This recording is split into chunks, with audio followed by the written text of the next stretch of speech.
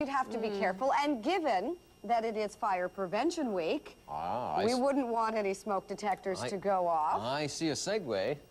Rob Cooper is hanging out with Barrie firefighters all morning. He's learning exactly what it's like to be on the front lines. Let's check in with him now and see how the morning's going. Rob?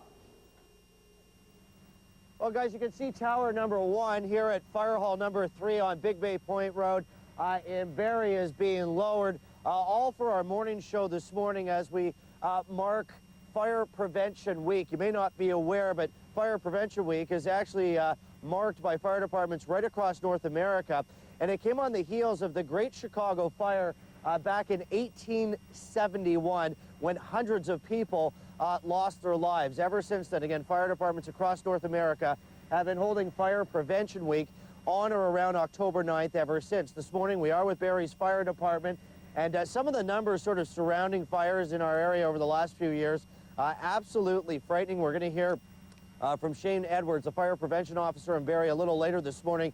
He tells us that the fire department here in the city has actually received double the amount of calls this year from last year. And perhaps an even more frightening figure is that 8 Canadians will die from a fire-related death every week in this country. Absolutely frightening numbers. So this morning, again, we're going to talk about fire prevention, but we're going to take it beyond that. It's not so simple. It's what you should be doing, what you need to be teaching your kids, and what you need to know to protect your family. Again, we're with Barrie Fire Department all morning long talking about fire prevention. Stay with us. We'll be back a little later on. Guys, let's go back to you. They are known as the bravest of brave. They certainly are. Without any question, firefighters risk their life for us each and every day. And Rob Cooper is at the Barrie Fire Department right now. And Rob, are you with us? Risking his life for us as well, Rob.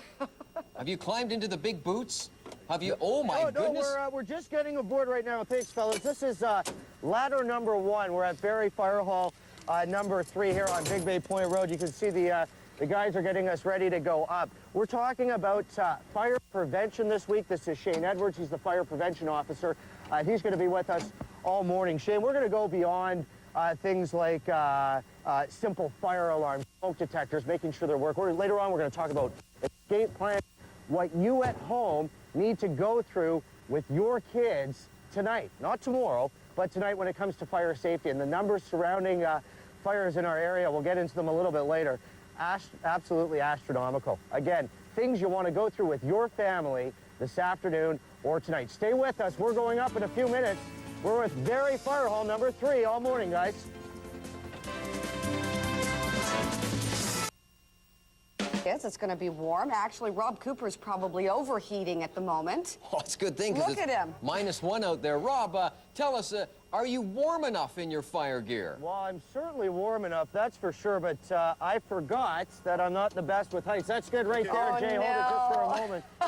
Yeah, well, we are going to go up in a couple of seconds. Let me reintroduce Barrie's Fire Prevention Officer. Good morning once again to you, Shane Edwards. Good morning. A real important morning. Again, we're marking Fire Prevention Week. I don't know if a lot of people at home are aware. This actually started on the heels of that Great Chicago Fire back in 1871. Yeah. Fire departments across North America have sort of marked it in this around October 9th when that fire was ever since. Yep, there's a bit of a myth back then. Miss O'Leary's cow kicked over a lantern on October 9th, way back when, burned half of Chicago, and now it's all across United States. It's an NFPA, National Fire Protection Association. They have a fire prevention week every year on the 9th of October. I'll give Jay the cue. Jay, take us up while we talk if you can, my friend. Again, when we talk about fire prevention, and we should tell people, we're in ladder number 1. Yep. And the reason we're in this morning, this is obviously a piece of equipment you use far too often when fighting house fires. Yeah. But when we talk about fire prevention, we really do go far beyond simply telling people to have working smoke alarms and have a plan. It goes so far beyond that, doesn't it, Shane? Yeah, Take a step forward so we can see you. We've already hit on kitchen safety this morning. We've talked about that. It's important to talk about preventing fires. It's also important to talk about reacting to fires. So actually having a proper home escape plan and actually practicing it with your family. A lot of people just talk about their home escape plan. Last night I had my daughter test the smoke alarms. She's 3 years old. That's good there, Jay. I forgot. I'm afraid of heights. Let's leave her right there. Yeah, keep going. You were saying? she's 3 years old. She tested the smoke alarm, or Cindy the unicorn tested the smoke alarm. We had a great time last night. She knows to crawl out of their bed, wait for daddy. We go down to the front door. We all go out to our meeting spot together. She knows at 3 years old how to react to a smoke alarm, and every kid should, and every family member should. Okay, so parents are watching this morning, hopefully with their children, but if they're not, what are some of the things that they need to keep in mind as far as prevention goes and having a good game plan? Not only having one, Shane, but actually going through it and making it a routine, right? Yeah, actually, routine. First of all, test your smoke alarms once a month. That's a big thing that people with hardwired, they just see the green light on there and they assume they work. They don't bother testing them. It's important, actually, to press that button, not just when dad's cooking to test them, right? But just once a month to test that button to make sure it's working. Battery operated smoke alarms, that's the key. That's going to give you the early warning to get out safely. You have to make sure those are working.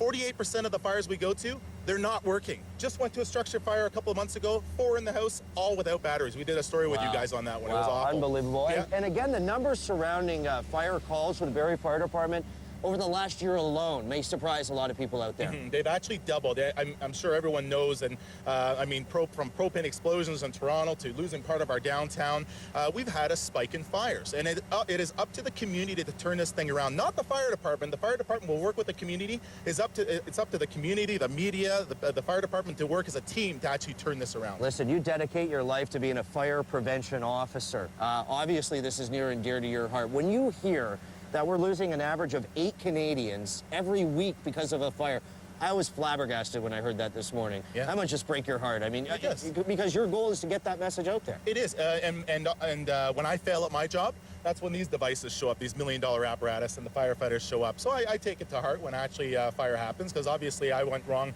Some fires aren't preventable.